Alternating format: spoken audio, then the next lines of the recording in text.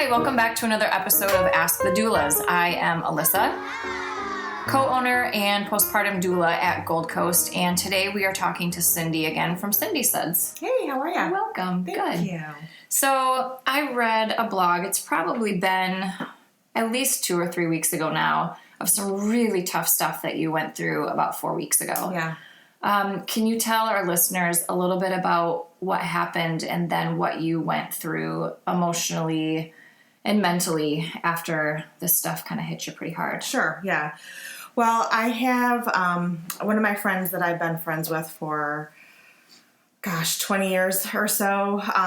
She had a daughter who was diagnosed with a very rare form of cancer almost 3 years ago. And her daughter was about 19, I believe, when she was diagnosed.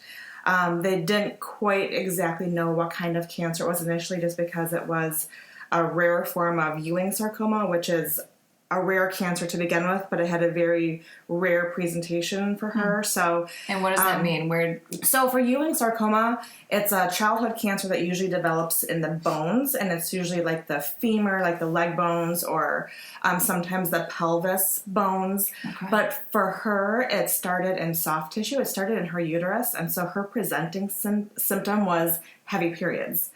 So for a 19-year-old with heavy periods, that is fairly common, right. And so she was, not really concerned at first, because so many teenagers have heavy periods. I mean, it's just kind of part of your body's trying to figure out how, what kind of cycles you're going through. I mean, if you're athletic, if you're dieting, if you're whatever, your periods are going to be a little bit off. So her period started getting a little heavier, and, didn't think much about it at first. Then she went to the doctor, and the doctor was like, well, maybe let's try birth control to try to cycle you better, to control your cycle. And after several months, it just wasn't helping. So they tried a different pill, and they, weren't getting the results they expected. So then they thought just to do a quick ultrasound, pelvic ultrasound, to see if there was a fibroid or something causing the extra bleeding. And they found they found a mass, which they thought was a fibroid, which would be very, clinically acceptable, and that would make sense. But when they saw the fibroid, I guess it looked a little bit different enough where they decided they were going to biopsy it, and then the biopsy showed it was cancerous. And then it took several other steps to figure out what kind of cancer it was, because it wasn't like a typical uterine cancer or an ovarian cancer. And so when they found out that it was this Ewing sarcoma, it had been, a few months, and it was a rare cancer to begin with, and so it just presented, instead of in the bones, they found it in the soft tissue. Yeah, soft tissue. So anyway, so she battled cancer for about 2.5 years, and her body just couldn't fight anymore. And at age 22 years old, she succumbed to the cancer, which was devastating for her parents, for her friends, for her family. It's just such a sad, just incredibly awful situation, because as a mom, you can completely relate to how you could put yourself in the shoes. You would never, ever, ever want to, but you could just imagine the complete grief and devastation that would cause. Yeah.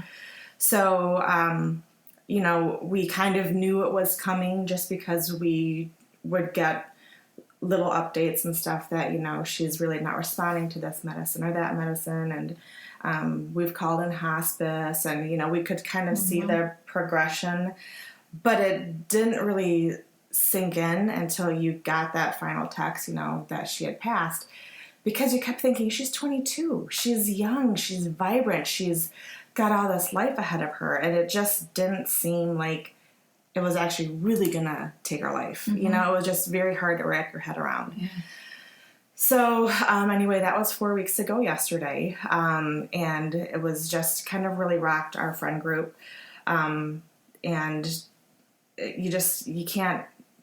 you don't really know what you're even going to feel like until it's actually there on you, So we were kind of going through the motions. We were trying to figure out, what little ways we could help support our friend, or even just, being in the sidelines, just praying for their family and whatever. And so in the midst of that same week, one of my close friends that I've known for, 25 years. We lived together when we were in our 20s.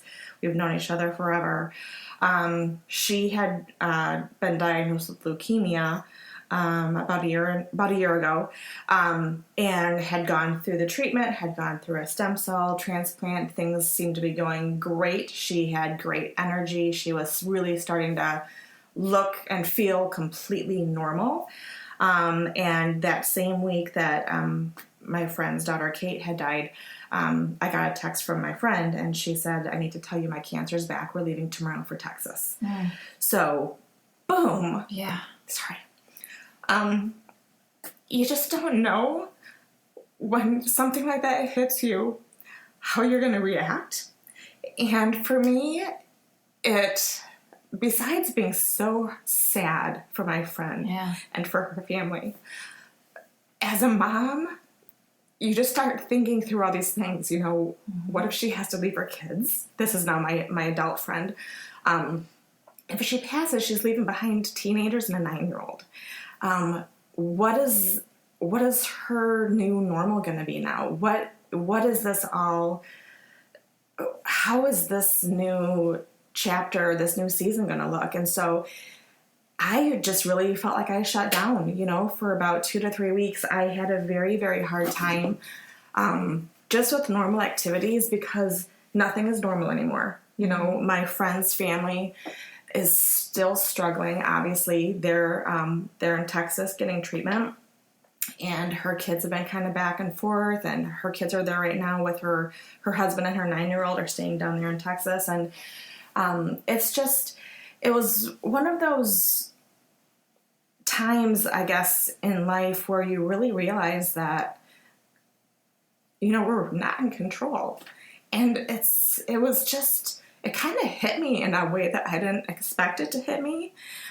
Just a lot of sadness, and the realization that so much of our lives we have zero control over. And I've never really been affected this personally by cancer before.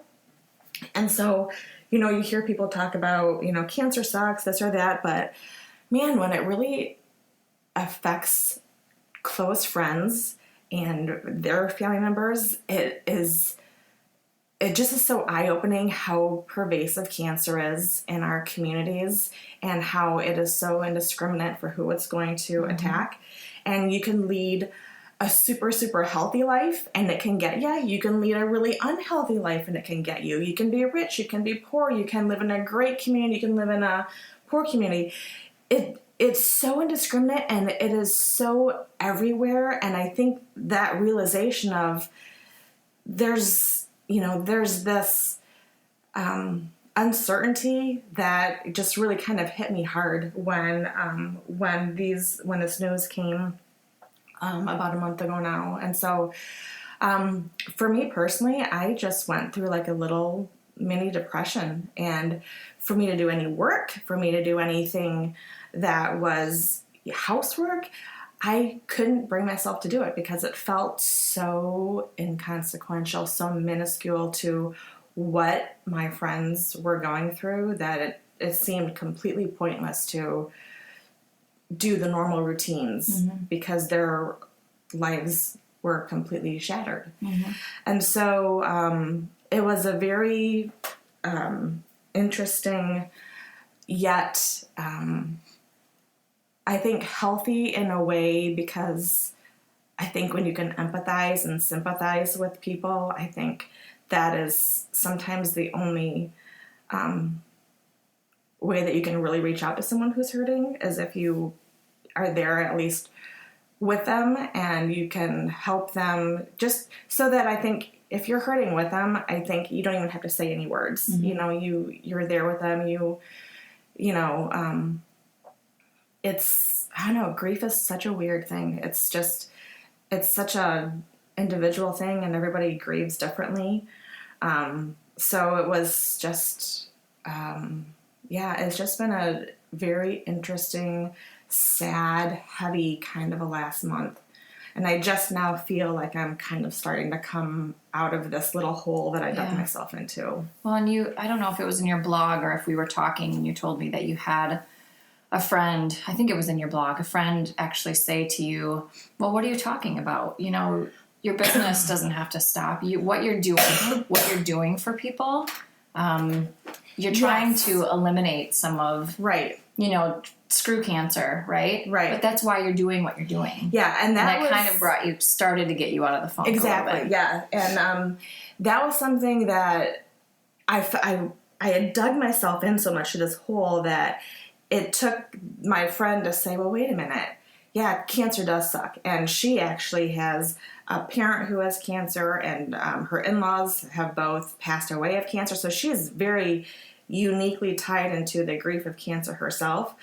But she jumped on it, and she's like, well, yeah, cancer does suck. And this is exactly why you're doing what you're doing with your natural products. And it kind of like gave me that, wow, she's absolutely right. So I could sit here and wallow in sadness and grief, which is also a needed thing. So I'm not dismissing that at all, right. because everyone needs to grieve differently. Right. But it also, when she said that, it kind of gave me this tool to be like, wait a minute. Yeah, there's choices and reasons why I'm doing what I'm doing, and it may not feel as inconsequential as it did, you know, right after I got such sad news. But it's a tool for me to at least feel like I can move forward and I can help in whatever small way you can. Right. Mm-hmm. And that's not to say that you could do every single thing right and you could still get cancer. I'm not trying to dismiss that and say, oh, you know, you must not be following all the rules and therefore you got cancer. That's not what I'm saying at all. But we do know that if we can make our bodies as cancer hostile as possible, we're at least going to hopefully prevent certain types of cancers, because some cancers are going to be more genetically predisposed, or just they don't really know why you get certain types. But we also do know that other types of cancer will grow faster, quicker, if they're in an environment that's going to promote disease versus promote health. Mm-hmm. So by her saying that to me, it really gave me the almost like the fire again to be like, oh, wait a minute.